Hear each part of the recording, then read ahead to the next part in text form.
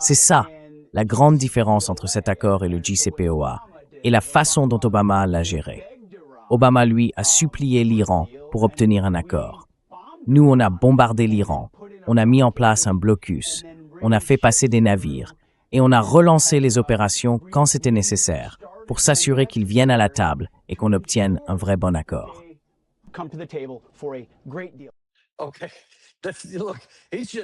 Bon, écoutez, encore une fois, ce ne sont que des mots. Tant qu'on n'a pas vu les conditions, tout ce qu'on a, c'est votre interprétation. Et franchement, dès que vous publierez vraiment les termes, ce sera évident. Vous allez juste donner des munitions à des gens comme Mark Levin. Soyons clairs. Il sera contre. Moi, je ne serai pas contre, parce que je dirais sortez de là. Peu importe ce qu'il faut faire. Quelles que soient les conditions à accepter, il faut le faire, parce que nous avons trop souffert. Et Pete Hegseth, je pense même qu'il ne pourrait pas prononcer ces mots, même s'ils sont vrais. D'ailleurs, personne d'autre dans l'administration ne le pourrait. Il n'arrive tout simplement pas à le dire.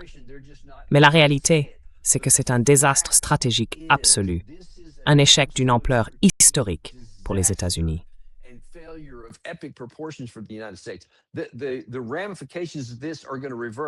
Les conséquences de tout ça vont se faire sentir pendant de longues années, et chaque répercussion sera plus néfaste pour nos intérêts que la précédente. Je vous le dis franchement, l'administration et beaucoup de ces gens au pouvoir, ou qui veulent le pouvoir aux États-Unis, vont regretter d'avoir déclenché cette guerre pendant très longtemps. Parce que le prix que nous allons payer sera bien plus lourd que le sang et l'argent que nous avons déjà perdus. C'est quelque chose qui me tient profondément à cœur et qui m'a mis en colère dès le premier jour. J'avais prévenu, avant même le début, que ce serait un gaspillage insensé du sang américain. Et pourtant, on l'a fait. C'est grave et c'est terrible.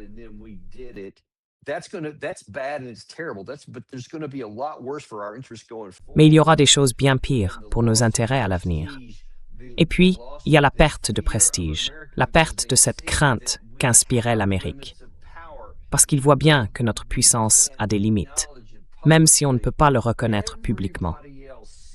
Tout le monde voit qu'il y a des limites réelles à notre pouvoir et que les conditions ont changé. C'est un point très important ici aussi. Hegseth, dans cet extrait, et dans les autres que je vais vous montrer, essaye de faire passer l'idée que, vous savez, le président Trump est un homme fort, qu'il agit, qu'il obtient des résultats, et qu'il pousse les Iraniens à bouger, et ainsi de suite. Mais en réalité, on avait déjà un accord, le JCPOA, et une partie du langage qu'on utilise aujourd'hui figurait déjà dans cet accord de 2015, dont on est sorti.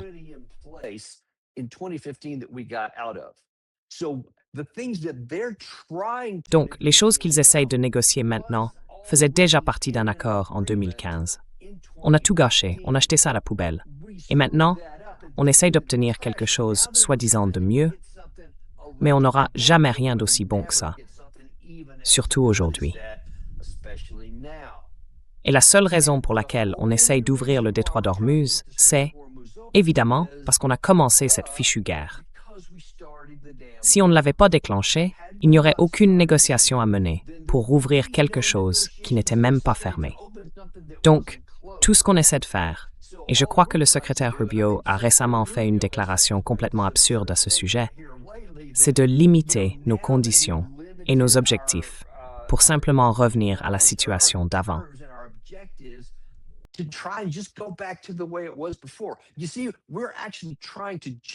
Vous voyez, en fait, on essaie juste de réparer tous ces dégâts et de revenir à ce que c'était avant, en se disant que tout ira bien après.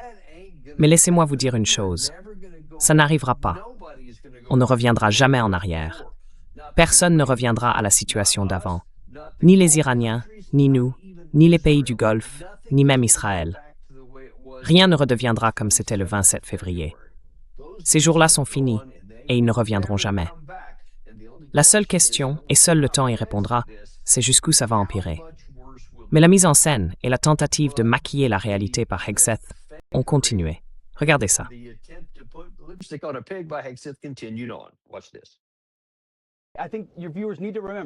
Je pense que vos téléspectateurs doivent se souvenir d'une chose. Le projet Freedom ne s'est jamais arrêté. Nous avons fait passer 125 millions de barils de pétrole par le détroit et l'Iran n'a rien pu faire. Combien de navires iraniens ont franchi notre blocus? Zéro. Zéro. Nous avons contrôlé le détroit tout ce temps. Et vous allez négocier avec eux pour le rouvrir. Negotiate with them to reopen it.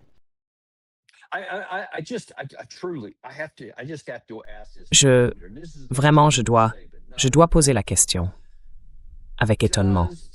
Et c'est une vraie question, pas une figure de style. Est-ce que le secrétaire Hegseth pense sincèrement que les gens sont à ce point stupides qu'ils vont croire ça maintenant? Et je parle même de ses propres partisans.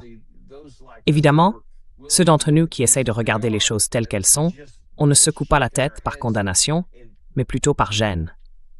Parce que franchement, entendre le secrétaire Hegseth dire des choses pareilles, c'est complètement à côté de la plaque. Genre, ah, on contrôle le détroit d'Ormuz. D'accord, si on contrôle vraiment le détroit d'Ormuz, alors pourquoi est-ce qu'on parle encore d'un accord négocié?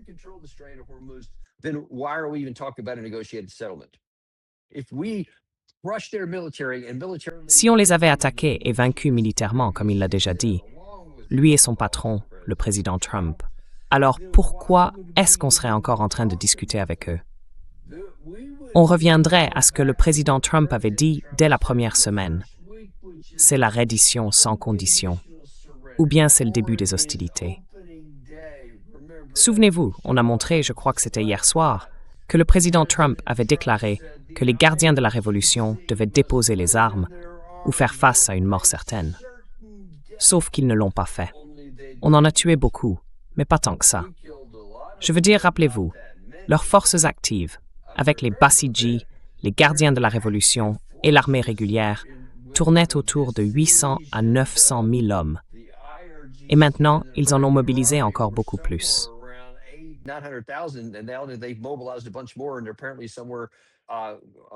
Apparemment, quelque part, enfin, ils affirment qu'il y en aurait entre 10 et 20 millions.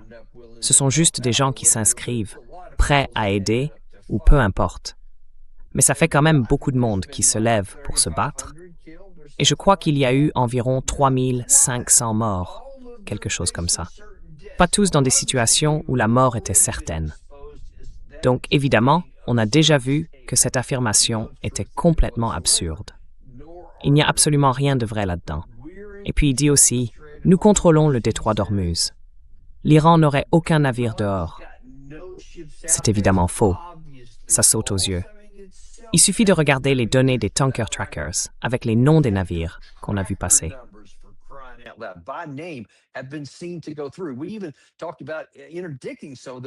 On a même parlé d'en intercepter certains plus tard. Mais alors, qu'est-ce qu'on intercepte si aucun d'entre eux n'est passé? Vous voyez ce que je veux dire? Et puis cette affirmation selon laquelle on aurait récupéré, je ne sais pas, 150 tankers, ou peu importe le chiffre. Le président Trump a dit que 100 millions de barils de pétrole étaient sortis. Non, aucune preuve de ça. Aucune.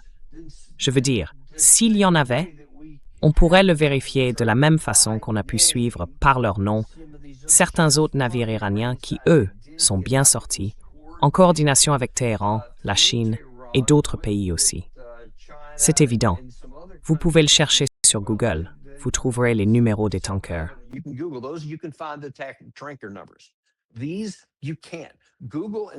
On ne peut pas aller sur Google et dire quels sont les navires qui correspondent à ça. Peu importe le chiffre exact. Il a parlé de 150 navires. Très bien, admettons. C'est ce que vous affirmez. Alors, montrez les preuves. Dites-nous quels navires sont passés, quel jour et où ils sont allés. C'est tout ce qu'il faut faire.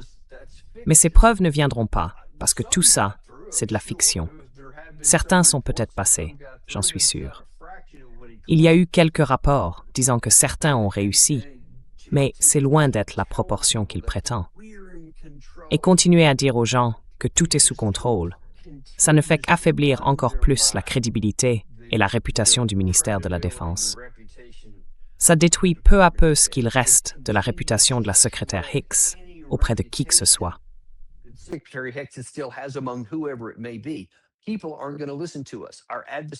Les gens ne vont pas nous écouter. Nos adversaires ne vont pas nous écouter. Et nos alliés ne croiront pas un mot de ce qu'on dit. Quand on essaie de négocier un accord et qu'on tente de convaincre le peuple américain de quelque chose qui est manifestement faux, on ne les convaincra pas non plus. Et au final, on finit par tout perdre. Alors, mentir peut être embarrassant d'un côté, mais ça peut aussi être dangereux sur un autre plan.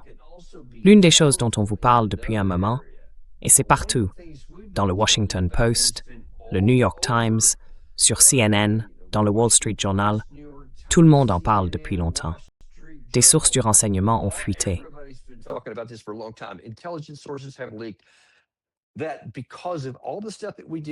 À cause de tout ce qu'on a fait avec l'Ukraine pendant 4 ans et demi, de tout ce qu'on a fait avec Israël depuis 2023, et maintenant avec tous les missiles qu'on a tirés, offensifs comme défensifs, depuis le début de la guerre ici, plus ce qu'on a fait en 2025, nos stocks ont énormément diminué.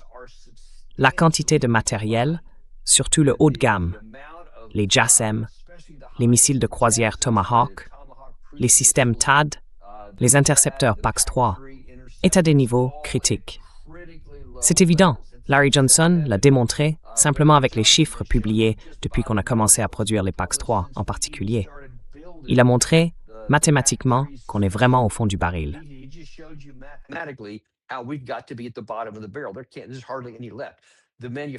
Il n'en reste presque plus. On a essayé de renforcer la base industrielle. Et oui, elle a un peu augmenté, mais vraiment à la marge, juste un petit pourcentage. Parce que, tant qu'on ne passe pas à une mobilisation totale, comme en temps de guerre, où l'industrie met de côté toutes les précautions et fait absolument tout ce qu'elle peut, eh bien ça prendra encore des années, plusieurs années, pour y arriver, si on en arrive là. Ce qui n'est pas le cas aujourd'hui. C'est la réalité. Ce sont des choses qu'on peut mesurer, qu'on peut voir, qu'on peut produire. C'est toute une logique cohérente. Tout ce que je viens de dire peut être vérifié. Voici comment la secrétaire Hicks parle de ce même sujet. Nous renforçons à fond notre arsenal de la liberté. On construit plus vite, on ouvre le Pentagone, on traverse la bureaucratie du Pentagone pour obliger l'industrie à accélérer. Mais il y a une crise dans ces stocks en ce moment. En ce moment, il y a une vraie crise autour de ces stocks dans le secteur privé. Et ça, c'est une histoire de production que les médias veulent faire passer. Au final, nos stocks sont excellents et ils ne cessent de se renforcer grâce à la façon dont ce président a.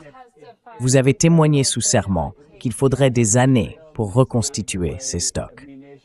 C'est l'administration Biden qui a donné des munitions à « Vous n'avez pas besoin de me relire ce que j'ai dit. J'ai simplement précisé que certaines munitions demandent plus de temps que d'autres. On en a beaucoup. On en produit plus que jamais. L'administration Biden a donné des centaines de milliards à l'Ukraine, donc le président Trump a dû reconstituer les réserves. Et il l'a fait. Et nous aussi, en temps réel.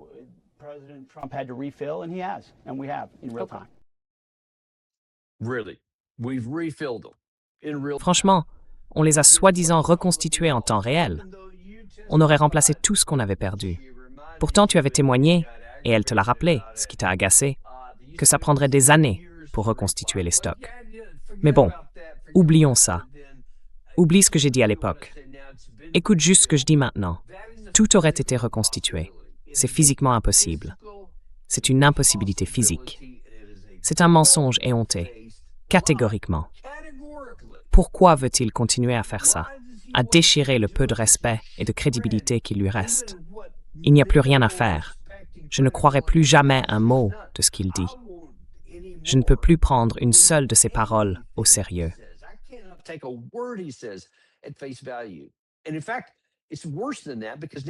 En fait, c'est encore pire que ça. Parce que maintenant, on part du principe que s'il dit quelque chose de positif, ma première réaction, c'est de me dire qu'il ment.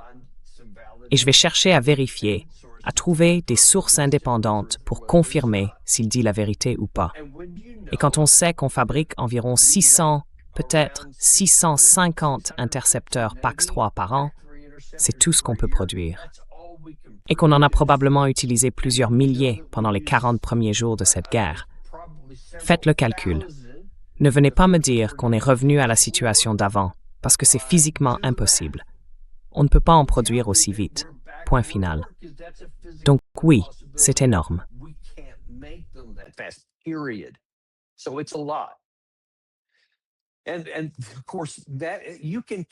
Et bien sûr, certaines personnes vont y croire, simplement parce qu'elles croient tout ce qui sort de l'administration, peu importe à quel point ça peut sembler insensé.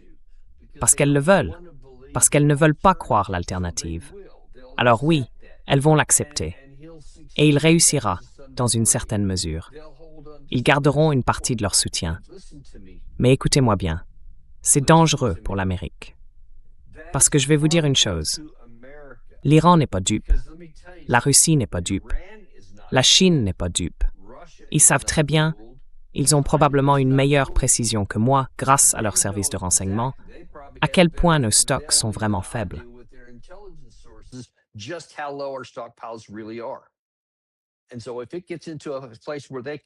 Alors si on en arrive à un point où ils veulent se battre avec nous, ou rallumer ce conflit, ils savent très bien ce qu'on peut faire et ce qu'on ne peut pas faire.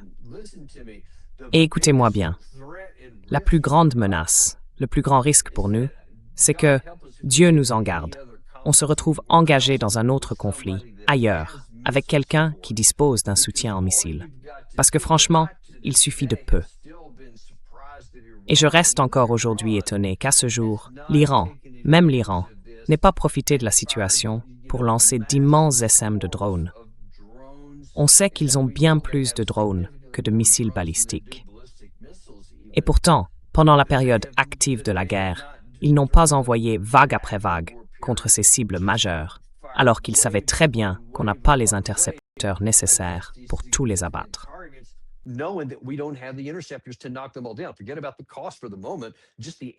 Oubliez le coût pour l'instant. Parlons juste de la disponibilité, de la capacité à en abattre autant. On ne l'a tout simplement pas. La Russie et la Chine, bien sûr, ont des milliers et des milliers de missiles et même des dizaines de milliers de drones qu'elles pourraient déployer si on entrait en conflit avec elles. Elles le savent très bien. Du coup, elles sont en réalité un peu encouragées et peut-être même provoquées n'est pas le bon mot, mais disons qu'elles se sentent moins contraintes, moins dissuadées d'essayer quelque chose. Elles se disent, bon, vous avez bêtement réduit vos stocks, votre capacité industrielle est à peu près à ce niveau-là, et la nôtre est à ce niveau-ci. Alors, si ça devait vraiment se jouer, et qu'elles devaient décider, est-ce qu'on s'engage dans une guerre conventionnelle?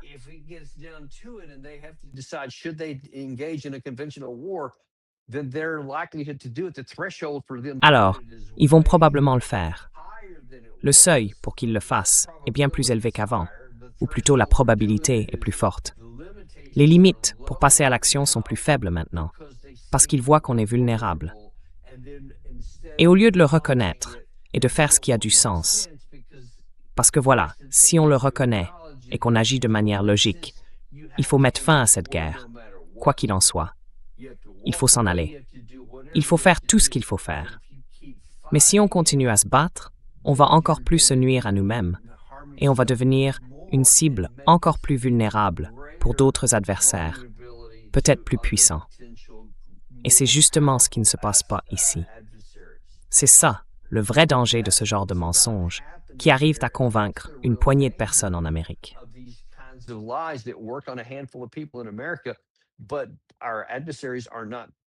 Mais nos adversaires ne sont ni dupes ni stupides. Voilà où nous en sommes. Regardons un peu d'autres éléments. Bon, ça c'est pour les points essentiels de la situation actuelle. Mais intéressons-nous maintenant aux deux autres grands acteurs, parce qu'il y a ici quelques aspects encore moins susceptibles d'aboutir. Même si nous parvenons à faire tout ce que j'ai mentionné jusqu'à présent, ou même si nous arrivons à un accord négocié, il restera des difficultés. Laissez-moi vous montrer deux des plus importantes. D'abord, ce que pense la partie iranienne de tout ça. Je vous ai dit ce qu'ils ont déclaré hier soir. Eh bien, ils en ont dit un peu plus aujourd'hui. Et l'Iran insiste sur le fait qu'aucun accord avec les États-Unis ne tiendra sans garantie pour la sécurité du Liban.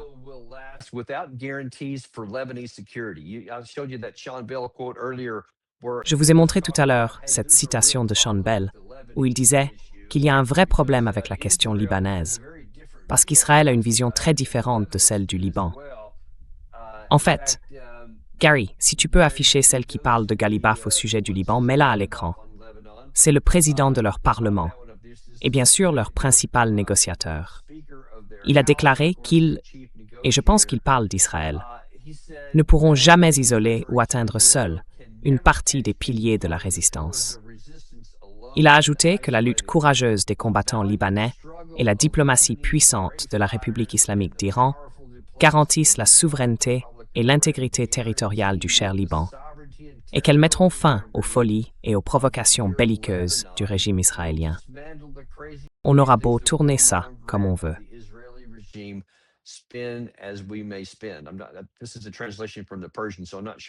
C'est une traduction du persan, donc je ne suis pas sûr que la dernière phrase se traduise exactement.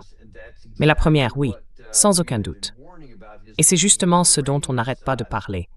Le fait que la partie iranienne dit en gros « Écoutez, maintenant, c'est le Liban, le Hezbollah, le Hamas à Gaza et les Houthis au Yémen. Ils sont tous liés. Et désormais, nous combattrons pour eux. » Souvenez-vous, même avant que le président Trump n'annonce sa signature prévue pour vendredi, la partie iranienne avait déjà, et c'est confirmé non seulement par le professeur Morandi, invité dans notre émission hier soir, mais aussi par Barak Ravid, Axios et plusieurs autres, reconnu que l'Iran était prêt à riposter contre Israël à cause de leur frappe contre le Hezbollah au Liban. Et ils ont fait marche arrière parce que Trump a dit « D'accord, on va signer quelque chose ».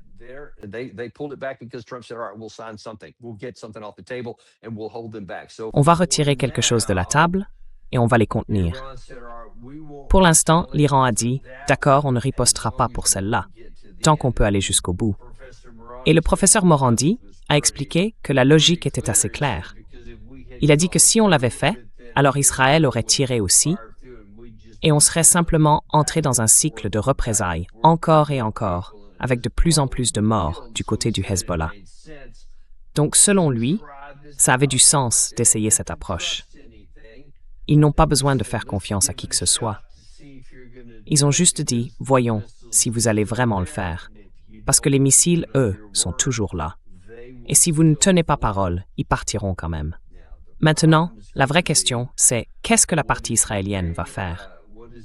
Mais il y avait aussi un autre point. Si vous pouvez montrer ce qu'ont dit les responsables du Hezbollah, c'est un responsable du Hezbollah.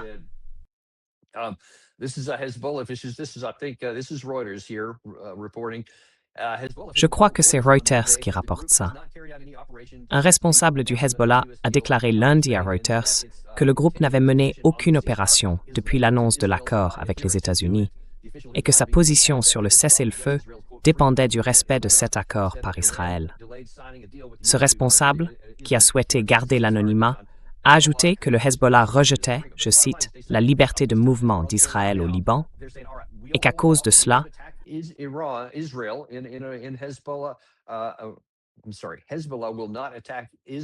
je suis désolé, mais le Hezbollah n'attaquera pas Israël au Liban, à moins d'être attaqué. Donc maintenant, la responsabilité retombe sur Israël. Et c'est l'un des plus gros problèmes auxquels on fait face ici, et aussi le principal vent contraire, parce qu'en Israël, les gens deviennent fous à propos de Netanyahou. Ils l'accusent de trahison. Ils disent qu'il se soumet à Trump, qu'il abandonne les intérêts d'Israël. En fait, voici Bezalel Smotrich, bien sûr, l'un des plus durs, avec Ben Gvir. Gary, si tu peux afficher ça en plein écran. Voilà, c'est de Smotrich. Pardon, non, c'est le Tassen, l'agence de presse. Ça arrive juste après. Je crois que c'est lui là. Et désolé Gary, l'écran est trop petit. Tu peux nous lire ce qui est écrit.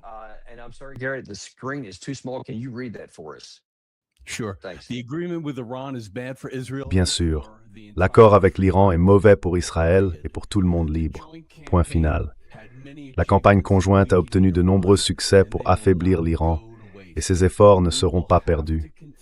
Nous devrons poursuivre cette campagne nous-mêmes de manière créative pour renverser le régime et garantir que l'Iran n'aura jamais d'armes nucléaires. Aucun des candidats qui se considèrent aptes à diriger le pays ne résisterait à ne serait-ce que 10% de la pression exercée aujourd'hui sur le gouvernement israélien, surtout sur celui qui le dirige. Au Liban, nous serons mis à l'épreuve. C'est notre guerre, ce sont nos combattants, et c'est la sécurité immédiate de nos habitants du Nord. Je continuerai d'agir pour que nous restions fermes sur nos positions et que Tsahal garde toute sa liberté d'action pour continuer à repousser le Hezbollah.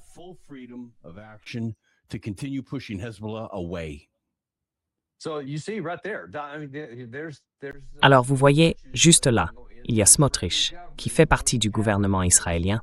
C'est l'un des membres du cabinet. Il veut toujours garder sa liberté d'action.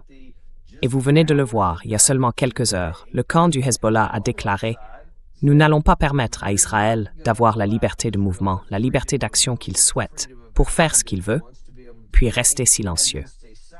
Si Israël nous frappe, nous riposterons. » Et tout repose là-dessus. Nous vous l'avons dit depuis le début. Ces 14 points ont été publiés par la partie iranienne. Le premier point, c'est que la guerre doit cesser sur tous les fronts, en précisant bien que cela inclut le Liban. Le Premier ministre du Pakistan, qui joue le rôle de médiateur, a clairement reconnu que le Liban en faisait partie.